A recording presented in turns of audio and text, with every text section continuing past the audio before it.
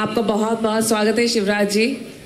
सबसे पहले तो ये बताइए कि भोपाल से दिल्ली आकर आपको कैसा लग रहा है?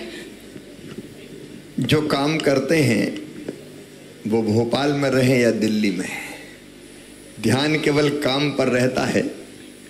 जो काम सामने है पार्टी ने तय कर दिया, उस काम को भगवान की पूजा मान के लगातार करते रहना, ये बचपन से ही मेरा स्वभाव रहा है। जब मध्य प्रदेश में था तो दिन और रात वहाँ काम करता था। अब दिल्ली में हूँ तो मैंने मध्य प्रदेश की तरफ पलट के कभी नहीं देखा। अब देश में काम कर रहा हूँ तो जो काम है उसी में आनंद है।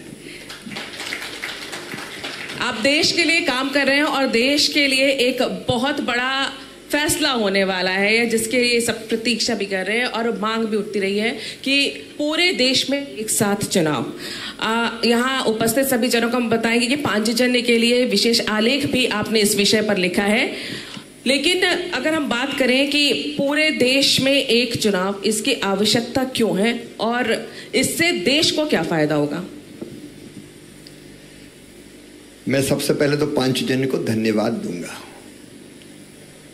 देश में एक साथ चुनाव, ये विमर्श प्रारंभ किया था तो पांचजन्य ने प्रारंभ किया था। और अभी आप देख रहे हैं कि ड्राफ्ट भी तैयार है, जेपीसी विचार कर रही है। देखिए, लोकतंत्र जनता का, जनता के लिए, जनता के द्वारा शासन है और वो चुनाव के माध्यम से ही हम करते हैं। संविधान निर्माताओं ने जब ये कल्पना की थी चुनाव की, तो ये सोच के की थी कि एक निश्चित समयावधि के बाद, और वो 5 साल हमारे देश में तय हुई, जनता नई सरकार चुनेगी, अपने प्रतिनिधि चुनेगी और फिर 5 साल के बाद फिर चुनाव होंगे। उस समय उनके दिमाग में कभी नहीं आया था कि धारा 356 का इतनी बार दुरुपयोग होगा। आप जानते हैं 1967 तक 7-7 चुनाव होते थे, लोकसभा के, विधानसभा के। कहते हुए तकलीफ है, राजनीतिक कारणों से अपने स्वार्थ की सिद्धि के लिए कई राज्य सरकारें भंग, क्योंकि 67 के पहले तो कांग्रेस की सरकारें हुआ करती थी। जब दूसरे दलों की सरकारें आना शुरू हुई तो उनको भंग करने का सिलसिला प्रारंभ हुआ और भंग भी इतना कर दिया गया, कितनी बार किया गया कि अब आप देखो देश में और कोई काम हो ना हो, 5 साल 12 महीने 365 दिन हर राजनीतिक दल चुनाव की तैयारी में लगा रहता है। अभी आप देख लीजिए, साल भर नहीं हुआ मध्य प्रदेश, छत्तीसगढ़, राजस्थान के चुनाव को, और वो चुनाव खत्म नहीं हुए तो 4 महीने बाद लोकसभा के चुनाव। तो मध्य प्रदेश ने पहले, मध्य प्रदेश, छत्तीसगढ़, राजस्थान ने 4 महीने पहले किया विधानसभा का चुनाव, उसके 3 महीने पहले से लग गया आचार संहिता लग गई, कोई काम नहीं हो सकते, घोषणा नहीं हो सकती, सारे काम ठप। और बाद में लोकसभा चुनाव की घोषणा हो गई तो फिर सारे काम ठप। 1 साल कोई काम नहीं हुआ, लगभग 1 साल केवल चुनाव की तैयारी चलती रही। और अब वो चुनाव खत्म नहीं हुए लोकसभा के कि 4 महीने बाद फिर शंख फूंक गया। जम्मू कश्मीर, झारखंड, हरियाणा, महाराष्ट्र, तो लोकसभा की थकान भी नहीं उतरी थी कि कमर कस के राजनीतिक दलों के योद्धा इन चुनाव के लिए रवाना हो गए। और अब आप देखेंगे कि वो चुनाव खत्म नहीं हुए पूरे, अब दिल्ली का दंगल शुरू हो गया है चुनाव का, और फिर बिहार की तैयारी शुरू हो जाएगी। हम लोग क्या कर रहे हैं, सारे राजनीतिक दलों के नेता, एक ही काम, चुनाव की तैयारी। और चुनाव की तैयारी में जनता के हित के और विकास के कामों की प्राथमिकता बचती नहीं है। चुनाव जीतना है, कोई ऐसा काम मत कर देना कि तात्कालिक रूप से जनता नाराज हो जाए। आप एक बार सोच के देखिए, देश के नेताओं का, मैं तो कहता हूं माननीय प्रधानमंत्री जी हो, केंद्रीय मंत्रीगण हो, राज्यों के मुख्यमंत्री हो, मंत्री हो, किसी दलों की सरकार हो, एक राज्य में चुनाव का शंखनाद के सब चलो, बाकी सब छोड़ो। अब कृषि मंत्री कृषि का काम छोड़ के एक राज्य के चुनाव प्रचार में डटे हुए हैं। कितना समय जाता है। विधायक, सांसद, कार्यकर्ता, बाकी सारे काम ठप। फिर दूसरी बात, प्रशासनिक अधिकारी, उस राज्य में तो आचार संहिता लगी जाती है, तो कोई नई घोषणा नहीं, विकास के काम नहीं, केवल चुनाव की तैयारी चलती रहती, सब ठप। तो वहां के मंत्री अधिकारी तो लगे ही रहते हैं। दूसरे राज्यों के प्रशासनिक अधिकारी को चुनाव आयोग कहता आओ ऑब्जर्वर बनो और फलाने राज्य में जाओ चुनाव करवाओ। तो एक राज्य के अफसर दूसरे राज्य में बजाते हैं ऑब्जर्वर बन गए, वो चले गए तो यहां 2 महीना 3 महीने काम ठप। फिर हमेशा होने वाले चुनाव में प्रशासनिक मशीनरी झोंक दी जाती है। शिक्षक मास्टर साहब क्या कर रहे हैं? बोले पढ़ाई नहीं है, चुनाव की वोटर लिस्ट बनवा रहे हैं। पुलिस क्या काय में लगी है? बोले चुनाव की व्यवस्था में लगी है। मैं तो हैरत में रह गया, केवीके में साइंटिस्ट होते हैं, वैज्ञानिक, जैसे चुनाव आता है कलेक्टर आदेश देता है कि ये साइंटिफिक रिसर्च छोड़ो, चलो चुनाव की तैयारी करो, चुनाव में ड्यूटी लग रही तुम्हारी। तो पूरी मशीनरी अपना काम छोड़ के बस चुनाव में लग जाती है और कोई काम होता ही नहीं है। फिर कितना धन खर्च होता है देश का। चुनाव आयोग जनता का पैसा है आखिर। हर चुनाव के लिए खजाने से व्यवस्था होती है और फिर राजनीतिक दल भी तो खर्चा करते हैं, इंडिविजुअल उम्मीदवार खर्चा करते हैं, उम्मीदवार का खर्चा, राजनीतिक दलों का खर्चा, और खर्चा भी अनाप शनाप। उम्मीदवार के खर्चे की तो सीमा तय कर दी गई, लेकिन राजनीतिक दल कितना खर्चा करेगा उसकी कोई सीमा नहीं है। राजनीतिक दल पैसा कहां से लाएगा? भाई राजनीतिक दल भी तो वसूलेगा ना, हर एक पार्टी पहुंच जाती चंदा लेने। चुनाव है तो इस दल को भी दो और उस दल को भी दो। किसका पैसा ये? लगातार भारी खर्चा चुनाव में। लैंड ऑर्डर छोड़ के, अपराधियों को पकड़ना छोड़ के, पुलिस, अर्धसैनिक बल केवल चुनाव कराते रहते हैं। फिर बड़े नीतिगत फैसले नहीं लेती पार्टियां। नाराज हो जाएंगे, मत लो, पड़े रहने दो। राष्ट्रहित के, जनहित के बड़े फैसले लंबित कर दिए जाते हैं और फिर चुनाव है तो चुनाव जीतना है। एक भी चुनाव हार गए तो चुनाव है पता चला कि विधानसभा का, लेकिन सवाल उठा देंगे राष्ट्रीय नेतृत्व पे ही कि अब तो जमीन खिसक गई। अब काहे के लिए चुनाव हो रही है नहीं देख रहे आजकल।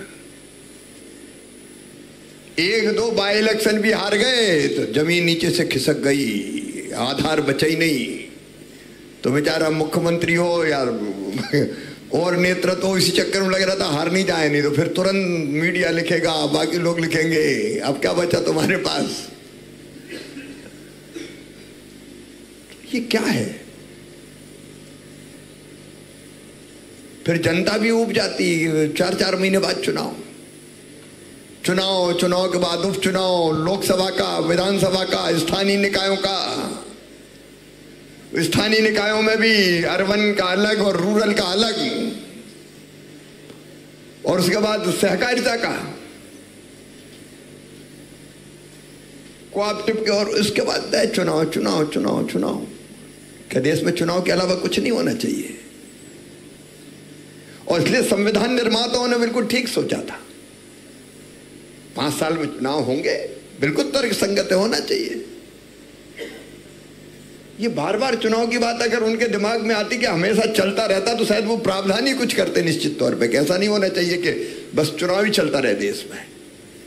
आज देश की प्रगति और विकास में लगातार होने वाला चुनाव सबसे बड़ा बाधक है। जन कल्याण में भी सबसे बड़ी बाधा है, इसलिए सर्वथा उपयुक्त है कि आज की परिस्थितियों को देखते हुए मैं 5 जन को फिर बधाई दूंगा कि आपने बहुत पहले इसको पहचाना, आपने देश में बहस प्रारंभ की। और मैं प्रधानमंत्री श्रीमान नरेंद्र मोदी जी को धन्यवाद देना चाहता हूं। राष्ट्रहित सर्वोपरि है उनके लिए, उसने पहल प्रारंभ की कि एक साथ चुनाव होना चाहिए, और इसलिए एक कमेटी बनी आपकी जानकारी में, कोविंद कमेटी। उसने कुछ सिफारिशें की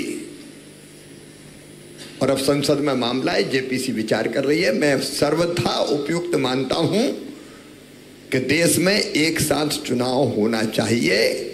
5 साल में एक बार चुनाव हो तो 4.5 साल तो दत्त चित्त होके चुने हुए प्रतिनिधि और सरकारें जनता की सेवा और विकास में लग सके। आपने बात की कि किस तरह से देश को इससे फायदा होगा, लेकिन चुनौतियां भी बहुत हैं इसमें।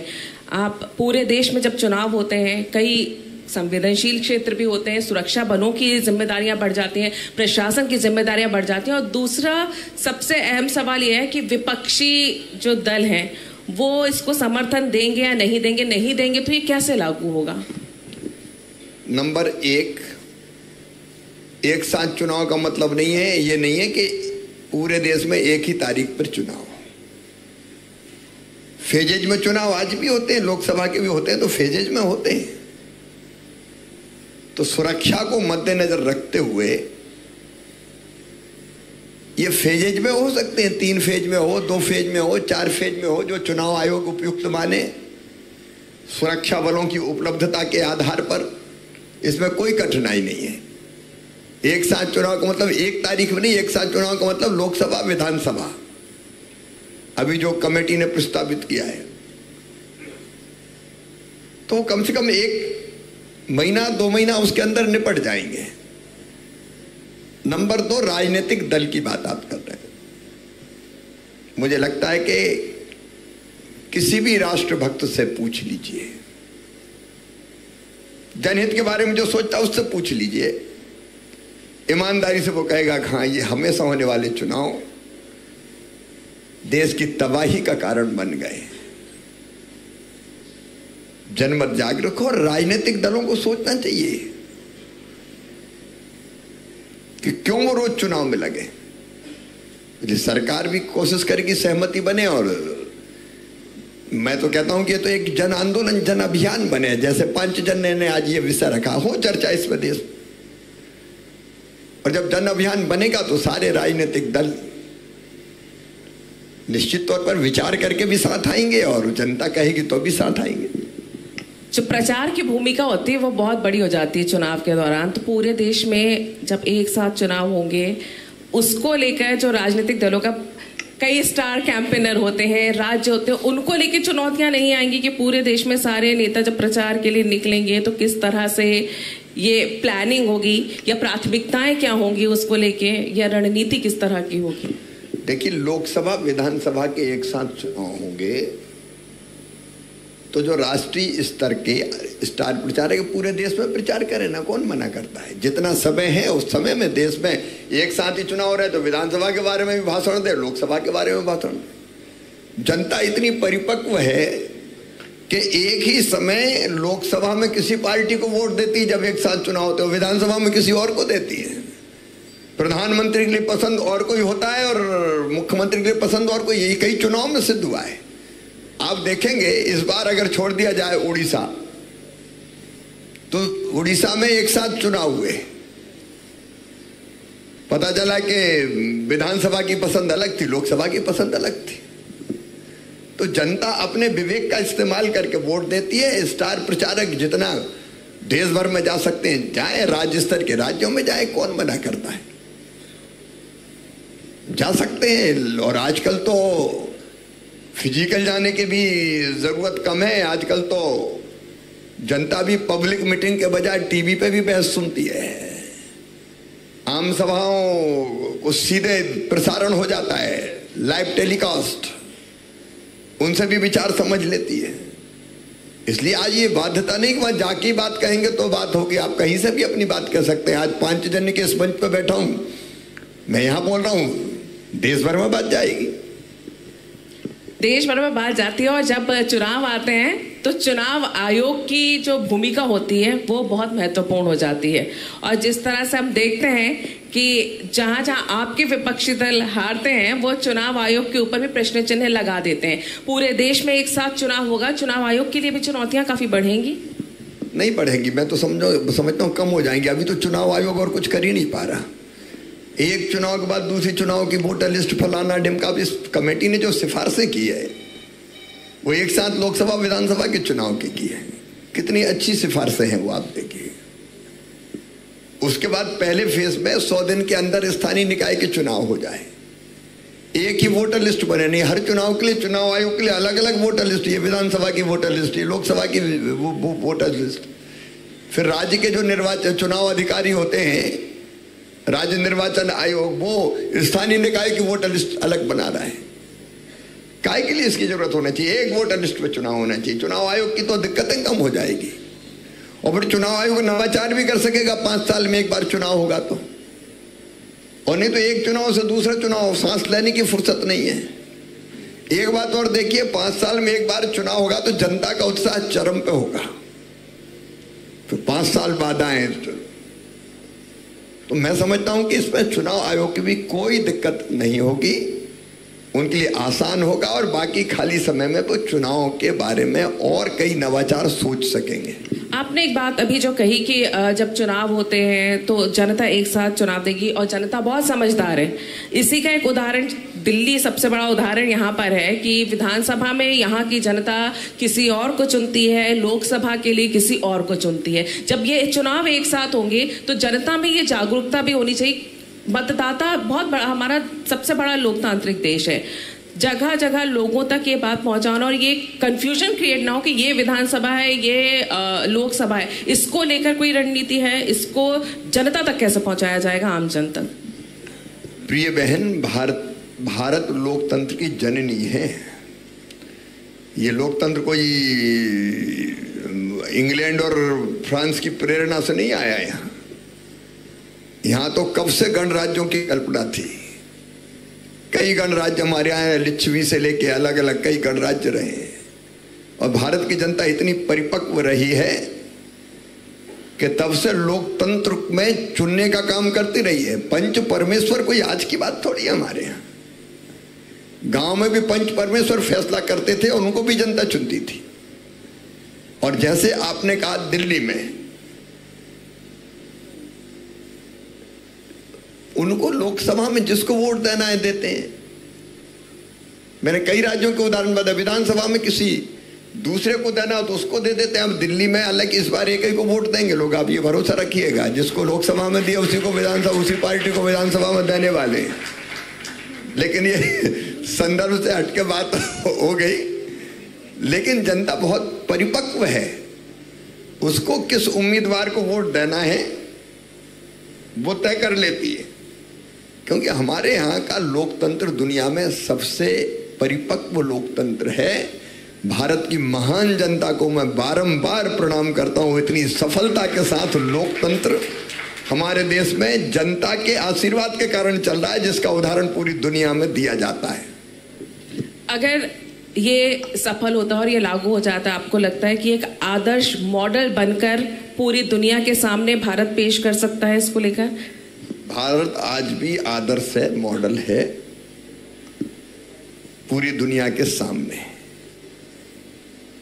एक वोट के माध्यम से यहाँ की जनता, कितनी बार आपने देखा होगा, सरकारें चुनती है, सरकारें रिपीट भी करती है, सरकारें बदल भी देती है। तो भारत तो अपने आप मॉडल है। 140 करोड़ से ज्यादा जनता का ये महान देश, यहाँ की बुद्धिमान जनता कैसे लोकतांत्रिक फैसले करती है, देश दुनिया आश्चर्य के साथ देखती है। मैं भारत की जनता को प्रणाम करता हूं। एक साथ पूरे देश में चुनाव की जब बात होती है तो मोदी जी के विकसित भारत के विजन 2047 में इसकी क्या भूमिका होगी? मैंने पहले ही आपको कहा कि एक साथ चुनाव में 4.5 साल दत्त चित्त होकर काम करने का मौका मिलेगा। क्योंकि इसमें ये प्रॉब्लम भी कमेटी ने जो सिफारिश की है वो ये भी किया कि बाकी कहीं अगर बीच में भगवान ना करे, क्योंकि जब से मोदी सरकार आई है मुझे कहते हुए गर्व है, ये भारतीय जनता पार्टी का सोच है, हमने 356 का कभी भी दुरुपयोग नहीं किया। चुनी हुई सरकारें नहीं गिराई। उन्हें कितनी बार गिराई? इंदिरा जी के बाद भी कितनी बार सरकारें गिराई गई। लेकिन कभी ऐसी स्थिति भी बनती है तो उतने कार्यकाल के लिए केवल चुनाव होगा। तो एक साथ चुनाव की परंपरा बनी रहेगी और 4.5 साल लॉन्ग टर्म प्लानिंग, राजनीतिक जो भी पार्टी सत्ता में है, प्रधानमंत्री जी हो, मुख्यमंत्रीगण हो, लॉन्ग टर्म प्लानिंग करेंगे, डट के काम करेंगे, कोई समझौता उनको नहीं करना पड़ेगा। मैं मानता हूं कि विकसित भारत के निर्माण में मील का पत्थर साबित होगा एक साथ चुनाव। आपने बात की कि चुनाव जब होता है खर्चा बहुत होता है, लगातार चुनाव होते रहते हैं, चाहे चुनाव आयोग का, क्या लगता है इस व्यवस्था से कितनी लागत में कमी आएगी और किस किस तरह के आर्थिक प्रभाव जो पड़ते हैं देश के? देखिए, सबसे बड़ी चीज तो ये है कि अभी लोकसभा के लिए अलग पैसा खर्च करो, विधानसभा के लिए अलग खर्चा करो। अब लोकसभा के उम्मीदवार, विधानसभा के उम्मीदवार का एक पार्टी एक ही साथ फोटो लगा के चिपका दे कि फलाने जी को लोकसभा, ये फलाने विधानसभा। नेता जाएगा तो एक ही भाषण देना है कि भैया विधानसभा के लिए इनको दो, लोकसभा के लिए इनको दो। अलग अलग का तो कितना खर्चा कम हो जाएगा। एक ही राजनीतिक दल अलग अलग पैसे इकट्ठा करके खर्चा करती है, विधानसभा के लिए अलग, लोकसभा के लिए अलग। एक ही खर्चे में काम हो जाएगा। एक पोस्टर, एक पैम्फलेट, एक स्पीच, एक मंच, कितने खर्चे कम हो जाएंगे। अच्छा, कहीं के तो खर्चे बच जाएंगे बेचारे। इंडिविजुअल खर्चा भी विधायक का उम्मीदवार और सांसद का उम्मीदवार मिलके खर्चा कर लेगा कि भैया इतने ही है। तो मैं समझता हूं कि दुरुपयोग कम हो जाए। अच्छा, बेचारे जो चंदा देने वाले उनको कितनी राहत मिलेगी। नहीं तो अलग अलग लोग पहुंच जाते, लाओ चुनाव लड़ रहे हैं, चंदा लाओ। मैं समझता हूं कि खर्चों में व्यापक कटौती होगी, खजाने पर बोझ कम होगा, क्योंकि एक साथ ही चुनाव करवाने तो 1-2 मशीन रखी, एक में विधानसभा का दबा दो एक बटन और एक लोकसभा का बटन दबा दो। चुनाव आयोग का मतलब जनता का पैसा कम खर्च होगा, उम्मीदवारों का कम खर्च होगा, राजनीतिक दलों का कम खर्च होगा। मैं मानता हूं कि इसमें फायदा ही फायदा है। अंत में क्या अपेक्षा की जाए, कब पूरा देश एक साथ वोट डालने जाएगा सारे चुनावों के लिए? पांचजन्य ने जो महायज्ञ प्रारंभ किया है, मुझे लगता है उसकी पूर्ण आहुति जरूर होगी।